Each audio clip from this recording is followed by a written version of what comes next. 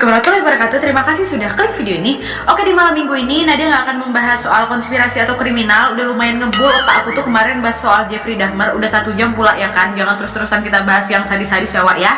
Itu sebagai stok kalian aja, memang sengaja aku panjangin biar ya nggak tahu lagi nih kapan Nadia mau bahas kriminal lagi. Jadi minggu ini kita vakum dulu bahas soal kriminal dan konspirasi. Pembahasan kali ini hampir sama seperti 2 hari yang lalu, yaitu soal horor. Dimana ini juga merupakan request terbanyak juga dari Wawak semua yang meminta aku membahas soal kota-kota misterius lainnya. Setelah aku membahas kisah kota Saranjana yang ada di Kalimantan yang diduga menjadi sebuah kota gaib. Nah, sekarang ada lanjutannya nih. Ada beberapa juga wawawan di sini yang merekomendasikan untuk membahas kota-kota yang dianggap misterius lainnya yang tersebar di Indonesia ini. Nah, masuk aja ke kisah-kisah soal kota-kota misterius yang tersebar di Indonesia.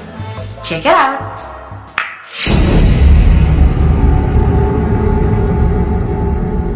Yang pertama, kota Wentira. Wentira ini merupakan daerah kebun kopi di kawasan hutan belantara antara kota Palu dengan Kabupaten Mutong, Sulawesi Tengah. Dan gak main-main Wak, konon katanya Wentira ini merupakan kerajaan jin terbesar yang tidak hanya di Pulau Sulawesi, tapi juga di Indonesia. Menurut mitos yang beredar di masyarakat setempat mengatakan, Wentira ini menyimpan harta karun dengan jumlah yang tidak terkira. Gimana enggak Wak, katanya nih ya, di dalam Wentira itu terdapat istana yang seluruhnya terbuat dari emas murni. Nggak cuma itu aja Wak, katanya juga nih peradaban di kerajaan gaib itu jauh lebih maju dibanding kota-kota yang ada di Indonesia. Tapi juga diperingatkan, sekalipun kalian melihat harta karun atau emas yang tersebar di kota itu, jangan pernah sedikit pun diambil. Karena apa?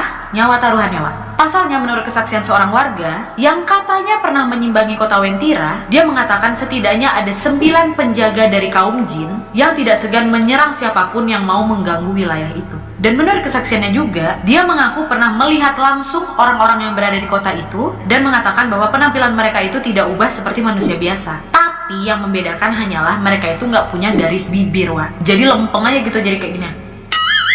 Nggak ada ini nih Dan ada juga seorang warga yang mengatakan bahwa makhluk-makhluk gaib penghuni Wentira tersebut banyak ditemui di sekitar tugu berwarna kuning yang dijuluki warga di sana dengan nama Tugu Kuning. Karena memang warna kuning ini juga merupakan ciri khas dari kota Wentira ini Wak. Ditambah lagi di sepanjang jalan terjal menuju ke kawasan itu pun banyak rumah-rumah mungil yang berwarna kuning. Nah, usut punya usut, ternyata warna kuning ini merupakan warna favorit dari makhluk-makhluk gaib di situ.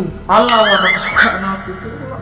Oleh karena itu, tokoh-tokoh ada di sana melarang pengunjung untuk memakai baju kuning ketika bertandang ke sana. Karena kalau dilanggar Wak, bisa-bisa kalian hilang untuk selama-lamanya karena ikut terbawa ke kerajaan gaib Wentira ini. Hal ini juga diperkuat ketika rata-rata orang yang hilang ketika masuk ke kota itu memakai baju warna kuning. Adapun seorang wanita berinisial LVP diberitahukan menghilang tanpa jejak karena memilih menikah dengan warga Wentira. Si wanita ini juga sempat berpamitan kepada keluarganya untuk merestui pernikahannya dengan seorang pemuda yang berada di Wentira. Walaupun sudah dilarang, tapi wanita ini masih bersikeras dan memilih meninggalkan keluarganya. Walaupun demikian, keluarga yang dilanda kekhawatiran terus mencoba mendoakan dan melakukan tahlilan agar LVP ini kembali ke mereka. Tapi sayangnya hingga saat ini pun LVP tidak kunjung pulang. Gimana menurut kalian? Komen di bawah.